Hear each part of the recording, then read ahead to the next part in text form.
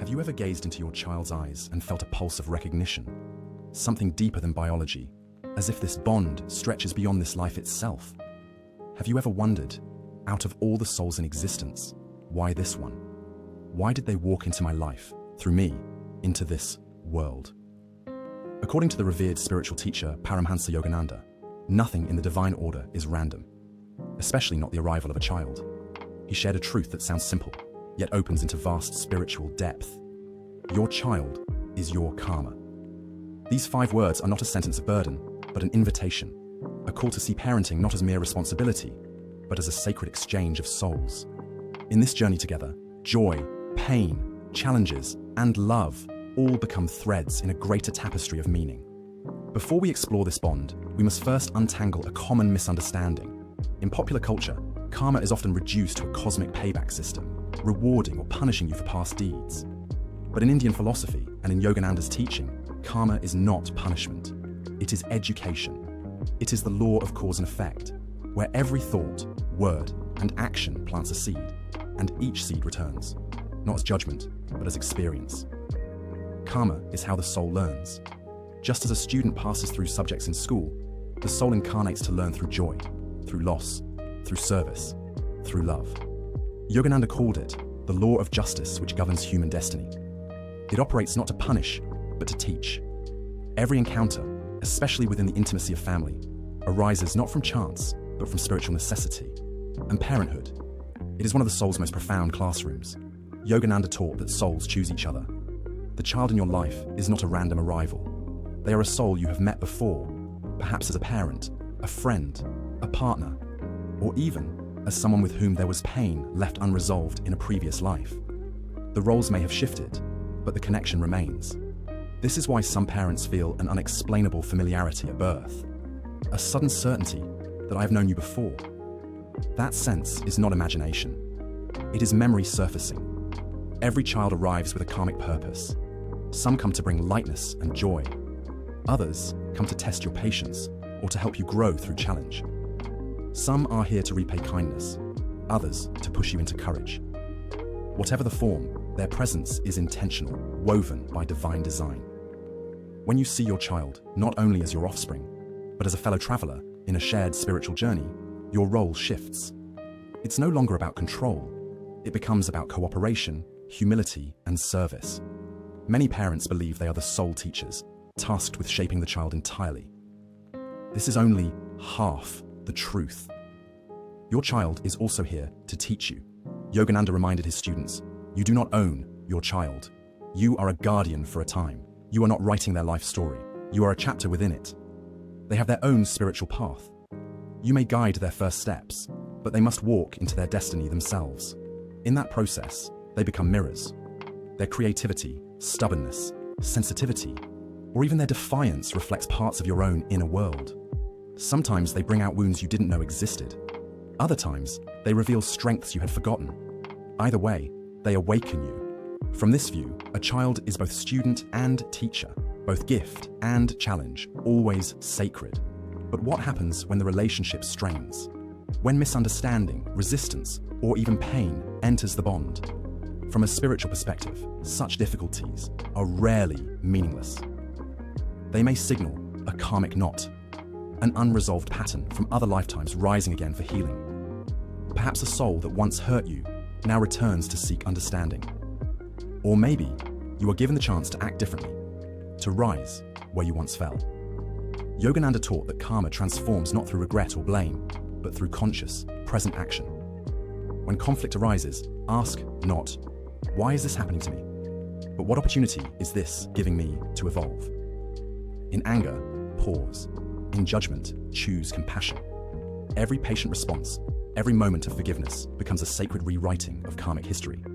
Even the most challenging child may be the very soul that gives you the chance to break generational patterns and lift your spirit through courage and grace. There are children whose presence feels like sunlight, warm, effortless, uplifting. And there are others whose presence feels like a storm, intense, unpredictable, demanding your full strength. Both, in Yogananda's teaching, are blessings. The easy child may be a soul with whom you have shared harmony in past lives, a bond already softened by mutual love. The difficult child may be here to help you grow in ways comfort never could. In both cases, their presence has meaning. Yogananda urged parents to avoid labeling or condemning the challenging child. He reminded us that such children are not burdens, they are sacred assignments. A soul's path is rarely smooth, and those who push our patience often push our evolution too. From a karmic lens, when a child resists, rebels, or refuses to meet expectations, they are not simply defying you. They are inviting you to meet them with deeper patience, to expand beyond your default reactions, to see beyond behavior into essence. This doesn't mean allowing harm or abandoning discipline. It means guiding without crushing the spirit.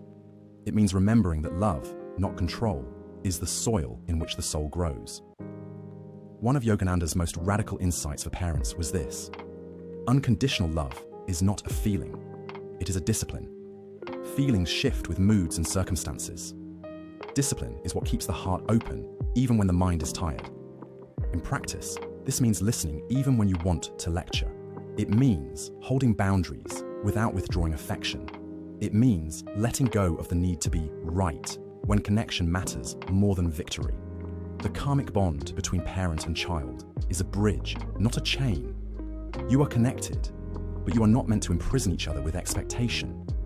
At some point, every parent must face the sacred release, allowing the child to step fully into their own destiny, even if it leads them far from your own dreams. Releasing is not abandoning. It is trusting. It is saying, I have given you what I can.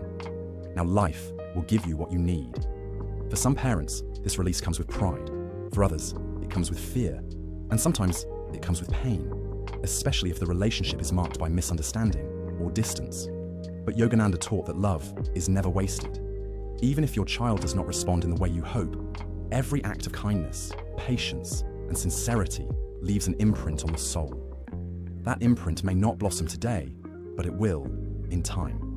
It is also worth remembering that karmic bonds are not limited to one lifetime. The story between you and your child does not end at death. If something feels unfinished in this life, there will be other chapters. This is why he urged parents to act with integrity now, because the energy you invest in love, compassion, and truth becomes the foundation for your future encounters. Some may ask, but what if my own parents hurt me? Does that mean I chose them? From this perspective, yes. On a soul level, you chose them. Not for the pain itself, but for the growth it could spark. And now, with awareness, you have the power to change the pattern. Breaking a karmic cycle is one of the highest forms of spiritual service. When you respond to hurt with understanding, when you choose not to pass on the same wound to the next generation, you are not just parenting, you are healing the lineage. This is the deeper meaning of Yogananda's words. Your child is your karma. It is not simply about what they owe you or what you owe them. It is about the opportunity, right here, right now, to meet the soul in front of you with the wisdom you have gathered across lifetimes. So, if you find yourself overwhelmed, remember this. You and your child are travelers on the same road.